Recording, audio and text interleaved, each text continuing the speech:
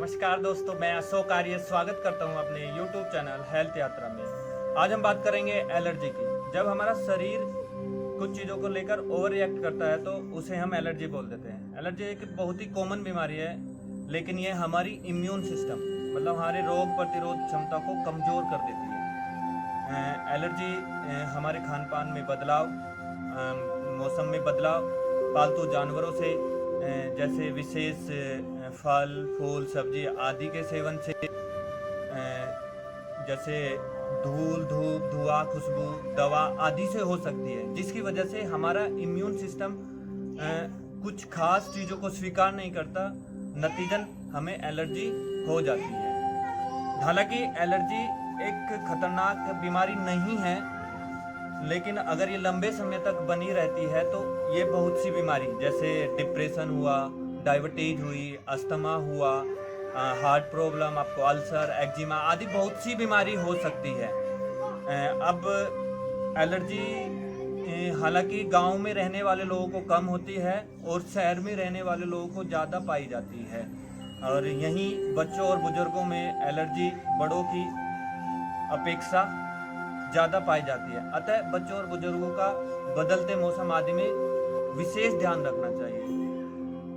हमारे देश में एलर्जी 20 से लगभग 30% तक पाया जाता है, जबकि अन्य देशों में यह स्थिति 40% से भी कहीं ज़्यादा है। अब बात करते हैं इसके निवारण की, इसके उपचार की। आप सुबह उठकर रोज़ नींबू पानी का प्रयोग कीजिए, ठंडी और खट्टी चीज़ों से परहेज कीजिए, नारियल पानी, सब्जी और फलों का जूस का सेवन कीजिए। आप डिब्बा बंद खाद्य पदार्थों का सेवन बंद कर दीजिए। बाहर के तले भुने और घर के तले भुने जितने भी आहार हैं उनका सेवन बंद करना है।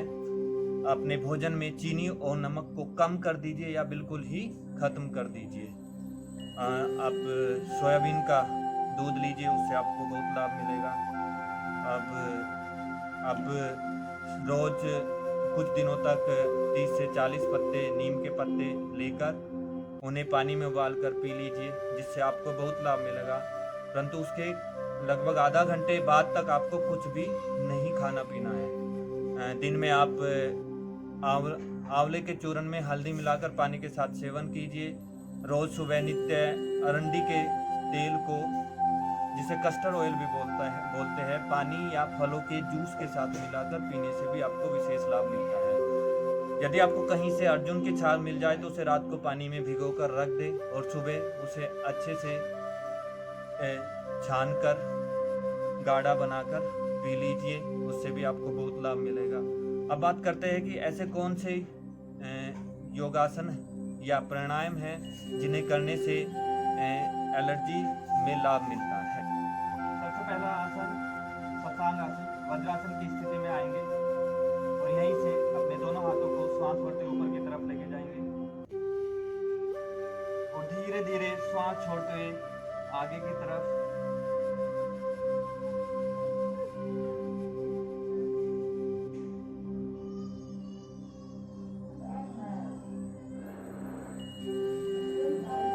धीरे से यहाँ वापस।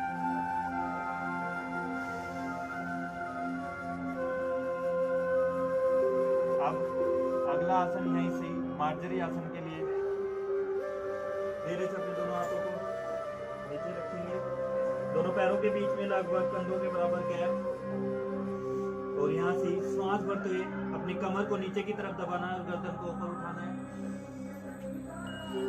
और श्वास छोड़ते हुए पेट को अंदर खींचिए और कमर को नीचे बनाइए और गर्दन को नीचे। ये हुआ मार्जरी आसन।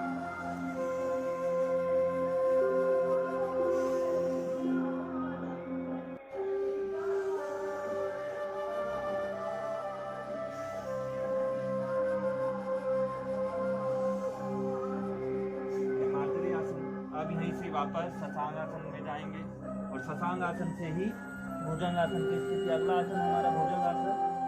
पेट के बल लेट जाएंगे, दोनों हाथ छाती के बराबर रखेंगे और धीरे से श्वास भरते हुए अपनी छाती को ऊपर उठाएंगे। भुजंग आसन।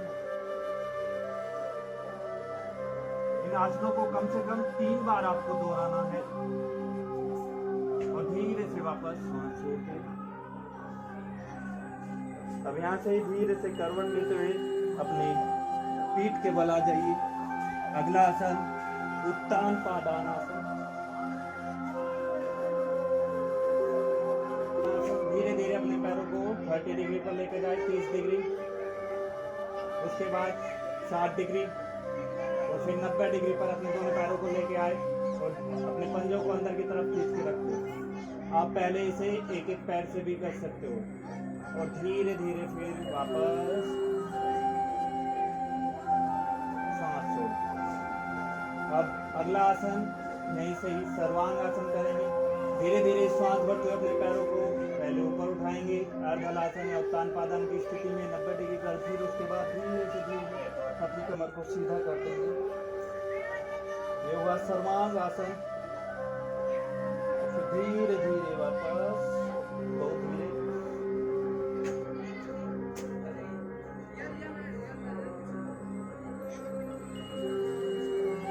धीरे से करवट लेते हुए बैठ जाइए। अगला आसन अर्ध मत्स्येंद्र आसन।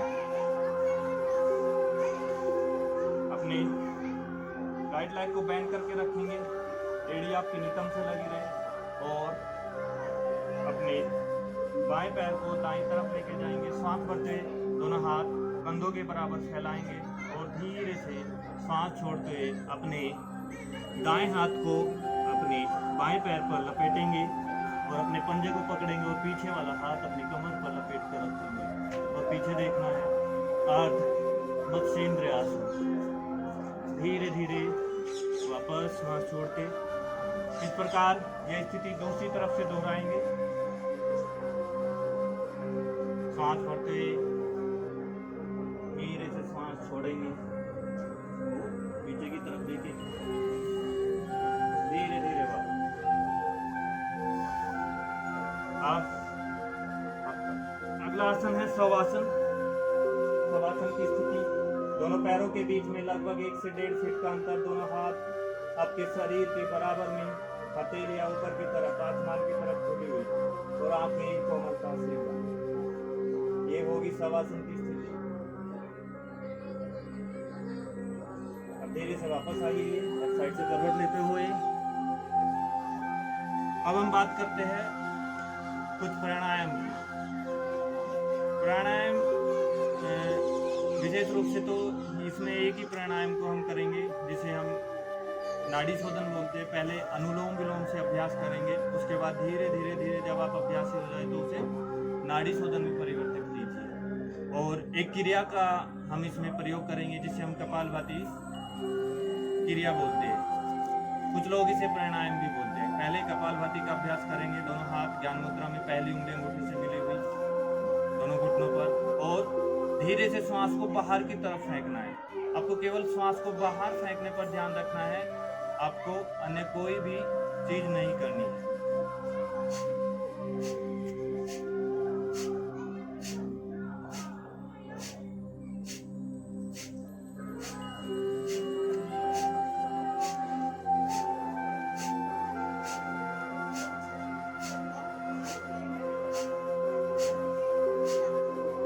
ये हुआ कपालभाति। अब बात करते हैं अनुलोम विलोम की। अनुलोम विलोम अपने बाएं नाक से शुरू करना है। अपने दाएं हाथ के अंगूठे से अपने दाएं नाक को बंद कर लीजिए, शंख मुद्रा, और नीचे वाला हाथ ज्ञान मुद्रा में, और धीरे धीरे सांस लेना है। बाएं को बंद करके दाएं से सांस छोड़ दीजिए, दाएं से सांस लेंगे, बाएं से छोड़ देंगे।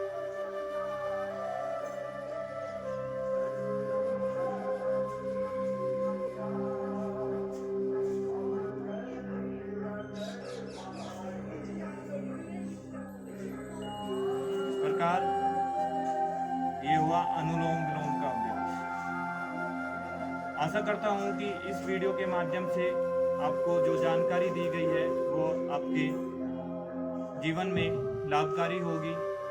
यदि आपको इस वीडियो के माध्यम से कोई भी विशेष लाभ मिले तो कमेंट बॉक्स में में अपने कमेंट अवश्य डालें और चैनल को सब्सक्राइब ज़रूर करें और वहाँ पर जो लाल बटन जो घंटी का बटन होता है उसे दबा दीजिए।